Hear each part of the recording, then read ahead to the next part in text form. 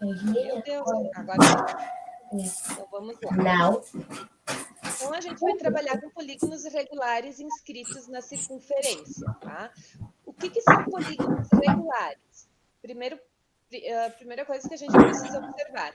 Polígonos irregulares são aqueles que têm todos os lados e todos os ângulos iguais. Então, aqui, a gente vai trabalhar com o triângulo equilátero, certo? Que é o triângulo que tem os 3 lados iguais. Vamos trabalhar com o quadrado, que também tem os 4 lados iguais, e com o hexágono regular, que tem os 6 lados iguais. Vejam, pessoal, que o hexágono regular ele é formado por 6 triângulozinhos equiláteros, tá?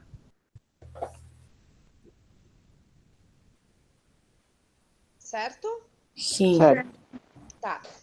O que nós vamos aprender a calcular a partir desses polígonos que estão inscritos, estão dentro de uma circunferência? Quando eles estão inscritos, eles ao mesmo tempo tangenciam essa circunferência. Vejam que os vértices dos polígonos, eles encostam na circunferência, estão vendo? Sim. Tá? Então, o que a gente vai calcular? Nós vamos trabalhar com o apótema, com o raio e com o lado. Vejam que aqui no meu polígono, por exemplo, no triângulo, tá? O raio é esse pedacinho azul que vai do centro até a borda da circunferência. Este é o raio. O apótema. O apótema é o segmento com uma extremidade no centro da circunferência e a outra no ponto médio do lado do polígono. O que é o ponto médio? O ponto médio é aquele pedacinho, é aquele ponto que divide o meu lado exatamente ao meio.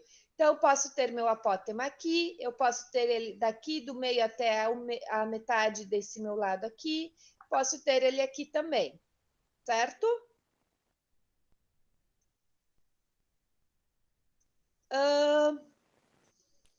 Para mim calcular o lado de um triângulo inscrito numa circunferência, eu vou ter esta formulazinha aqui, R vezes a raiz de 3. Para mim calcular o apótema, eu vou ter esta formulazinha aqui, raio dividido por 2. Eu também posso verificar que aqui neste triângulo, o apótema é a terça parte da altura desse meu triângulo, tá? Ou seja, se a altura do meu triângulo vale 9, o apótema vai valer 3. Eu divido a altura por 3. O quadrado. O raio, então, vai do centro da circunferência até a borda da circunferência, tá aqui em azul. E o apótema, de novo, do centro da circunferência até o ponto médio do lado, é esse em vermelhinho. O lado do quadrado é dado por raio vezes raiz de 2 e o apótema por raio, raiz de 2 dividido por 2. O hexágono. Vejam que o raio ele vai corresponder ao lado do triângulozinho que esse hexágono forma, tá?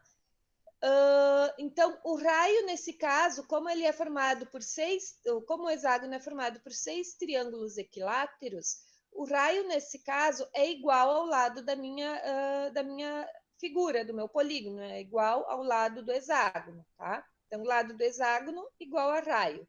E o apótema, novamente, do centro até o ponto médio do lado. Então, o apótema é dado por R, raiz de 3 sobre 2.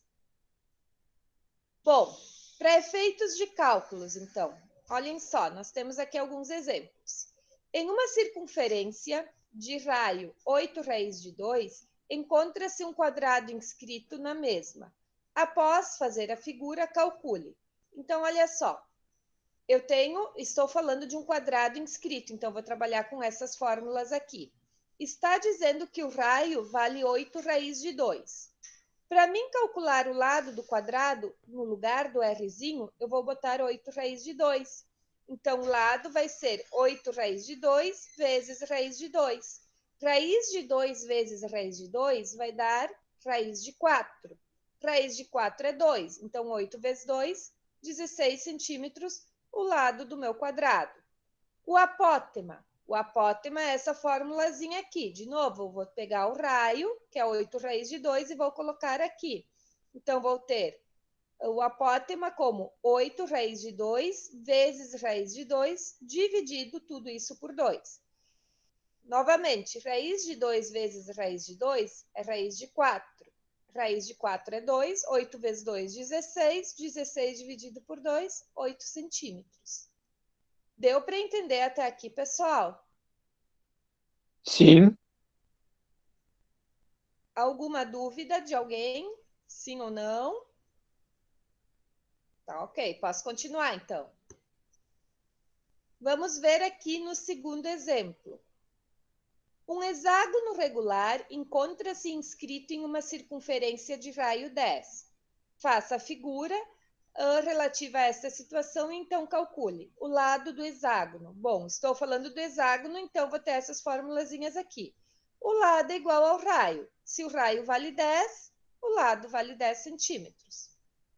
O apótema. O apótema é dado por R, raiz de 3 sobre 2. Se o R vale 10, então nós vamos ter 10 raiz de 3 sobre 2. O que eu posso fazer aqui é simplificar o 10 com o 2. 10 dividido por 2, 5 raiz de 3. Tranquilo? Todos entenderam, pessoal? Sim, não, é que eu não enxergo vocês quando eu estou na outra tela, dá preciso que falem. Então tá, agora eu vi. Sim. Bom, aqui para baixo tem algumas atividades. Eu só quero chamar, deixa eu ver, a atenção de uma. Olha só, por exemplo, o número 5. Calcule o apótema de um triângulo equilátero de lado 6 raiz de 3. Então, vejam, eu não estou dando raio, eu estou dando o lado. E aí, 6 raiz de 3, certo?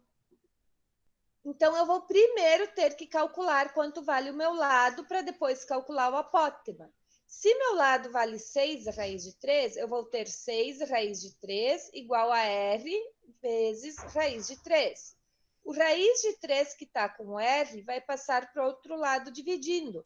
Aí eu posso cortar os 2 raiz de 3. E meu lado, meu R vai ficar igual a 6. E aí eu venho para cá e calculo o apótema. Tá? Então, é só uma questão de sempre ir substituindo as letrinhas dadas lá nas formulazinhas. Às vezes eu dou o lado, aí eu descubro o raio. Às vezes eu dou a apótema, eu também posso descobrir o raio para depois descobrir o lado. Tá? Então, tem que sempre cuidar o que vocês irão substituir.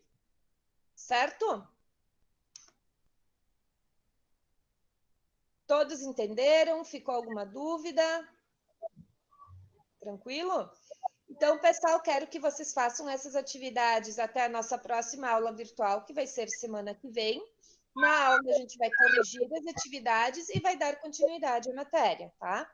Tu quer que poste lá fotos? Tu quer que faça no caderno? Como é que tu quer que a gente faça? Eu quero que façam no caderno. Quem puder imprimir, imprime, cola no caderno, como se tivéssemos nossa aula normal, tá? Tá. Quem puder imprimir, imprime, cola no caderno e faz as atividades. Quem não tem como imprimir, copia tudo e põe no caderno, para que vocês tenham tudo em ordem e saibam onde procurar depois, tá?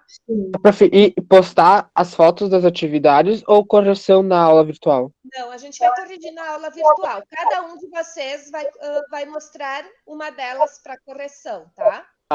Tá, certo. Certo? Deixa eu aqui parar a apresentação. Só um pouquinho. E parar a gravação.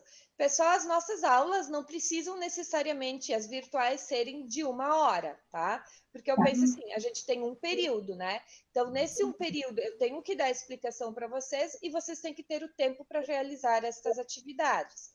Não vou exigir que dentro desse um período vocês terminem e já me entreguem. Sempre a entrega vai ser na aula seguinte, tá? Só se a gente tiver uma avaliação, daí a avaliação vou dar um tempo mais curto, mas aí vocês vão ser avisados a respeito, tá? Sim. Sobre as nossas provas, antes eu acho que eu não estava aqui. Tu